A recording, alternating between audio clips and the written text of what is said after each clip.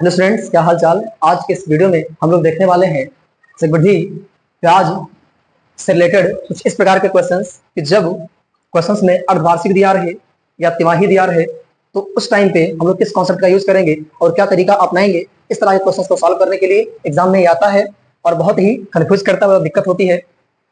और यहाँ बहुत सारे फॉर्मूले लगाते हैं हम लोग, बट फॉर्मूला नहीं लगाएंगे। हम लोग क्या करेंगे, ट्रिक्स टू ट्रिक्स सॉल्व करेंगे। तो आइए शुरुआत करते हैं। यहाँ लिखा हुआ है कि जब ब्याज जो है कैसा दे हो, अर्धवार्षिक दे, ठीक है, तो उस टाइम पे क्या करेंगे। ये जो क्वेश्चन आपके सामने रहेगा उसे थोड़ा सा आपको चेंजिंग करना है। चेंजिंग क्या करना है कि जैसे मान लीजिए एक साल में कितने अर्धवार्षिक होंगे। अर्धवार्षिक का मतलब क्या हुआ कि आधा आधा साल, मतलब कि 6 महीना, ठीक है, छिमाही हो या अर्धवार्षिक हो, इस तरीके का अगर आ जाएगा तो क्या करेंगे। करना क्या है आपको इसमें कि जो अमाउंट है, अमाउंट को आप उतना ही रखिएगा, अमाउंट को आप उतना ही रखिएगा। और रेट जो है, रेट को आप आधा कर दीजिएगा। रेट क्या करेंगे, आप आधा कर देंगे, रेट को आप आधा कर देंगे। और जो टाइम दिया हुआ है, ठीक है ना, टाइम 1 साल दिया है तो 1 साल में कितने छिमाही होते हैं, कितना अर्धवार्षिक होता है, 2 होता है, ठीक है ना। तो यहाँ पे क्या हो जाएगा, ऐसा मान लो कि 2 ईयर है, ऐसा मान लेता हूँ कि 2 साल हो गया है। तो जो टाइम दिया रहेगा, ठीक है ना, जो टाइम दिया रहेगा उसका दुगना करना है। जैसे 2 साल दिया है तो 4 हो जाएगा, ठीक है। और जो रेट दिया रहेगा उसको हाफ करना है। समझ आया। मतलब जो अर्धवार्षिक दिया रहेगा, छिमाही दिया रहेगा, तो उस टाइम पे रेट, जो हमारा रेट होगा वो आधा होगा और जो हमारा टाइम होगा वो दुगना होगा, ठीक है। तो हमारा नया क्वेश्चन ये बनके तैयार हुआ। तो चाहे इसका आंसर निकालो चाहे इसका आंसर निकालो, बात एक ही है। तो हम इसका आंसर निकाल लेते हैं क्योंकि आधी प्रॉब्लम हमारी सॉल्व हो चुकी है। तो आपको बता चुका हूं मैं कि इसको सॉल्व कैसे करते हैं। 2 मेथड होते हैं, बट मैं यहाँ आज एक ही मेथड का इस्तेमाल करूंगा, यूज करूंगा। चलिए आइए देखते हैं कौन सा मेथड हम लोग लगाएंगे, रेट वाला, ठीक है ना। रेट यहाँ पे 10% है तो हम बताए थे क्या कीजिए आप कि 100 में 10 जोड़िए तो क्या हो जाएगा, 110 बटे क्या हो जाएगा, 100 हो जाएगा। पावर कितनी हो जाएगी, 2। पावर कितनी हो जाएगी, 2 हो जाएगी। इसको इससे काटा और स्क्वायर करेंगे 11 और 10 का, तो कितना हो जाएगा, 12 लिख लीजिए, 11 बटा 10 का होल स्क्वायर। और स्क्वायर करेंगे तो आ जाएगा 121 बटा कितना हो जाएगा, 100 हो जाएगा। डिफरेंस कितने का आएगा, डिफरेंस कितने का आएगा, 21 का आएगा। अपान क्या हो जाएगा, 100 हो जाएगा। इतना करने के बाद आप क्या करेंगे, ये वाला जो अमाउंट है ला करके यहाँ पे आप सेट कर देंगे, रख देंगे। यहाँ पे क्या हो जाएगा, 2000 हो जाएगा। एक जीरो से जीरो कैंसिल आउट, एक जीरो से जीरो कैंसिल आउट। कितना आ गया, 21 दूना 42, कितना आ गया है, 420 आ गया है। कितना आ गया है, 420 आ गया है। 21 दूना 42, 420 आ गया है। क्लियर हुआ। तो इस बात का ध्यान रखिएगा।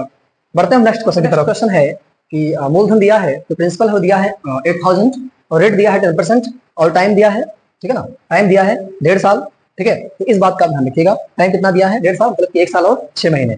तो आइए इस क्वेश्चन को पहले चेंज करते हैं। क्यों, क्योंकि अर्धवार्षिक देय है, छिमाही देय है। तो क्या करेंगे, यहाँ पे प्रिंसिपल तो सेम रहेगा, प्रिंसिपल सेम रहेगा। रेट क्या करेंगे, रेट का क्या करेंगे, मैंने बताया था आधा करते हैं। रेट का आधा करेंगे तो 5% हो जाएगा। और यहाँ पे टाइम जो निकल के आएगा कितना आ जाएगा, 3 ईयर्स हो जाएगा। ये 3 ईयर्स नहीं होता, ध्यान रखना।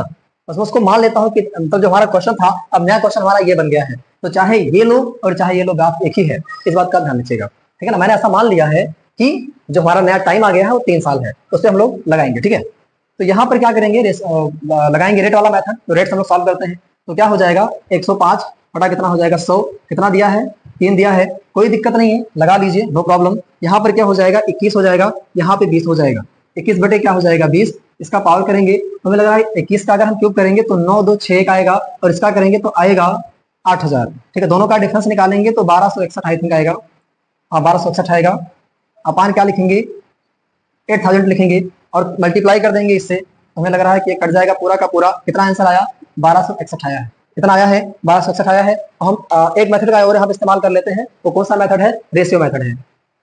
रेशियो मेथड कैसे यहाँ पे लगाएंगे, मेरी बात सुनना ध्यान से। रेशियो मेथड के लिए क्या करते हैं, 3 साल के लिए रेशियो क्या होता है, 3:1 का रेशियो होता है, ठीक है। तो पहले करते क्या हम लोग हैं, यहाँ पे जो 8000 दिया है इसको ऐसे लिख लेते हैं। 8000 का 5% निकालेंगे तो 400 आएगा और 400 का 5% निकालेंगे तो 20 आएगा और 20 का 5% निकालेंगे तो 1 आएगा, ठीक है। 20 का 5% निकालेंगे तो कितना आएगा, 1 आएगा। अब वहां पे रेशियो मल्टीप्लाई कर देते हैं, 3 और 1 कितना हो जाएगा, 1200 हो गया। 20 ने 60 हो गया और यहाँ पे 1 हो गया, कितना आ गया, 1261, ठीक है।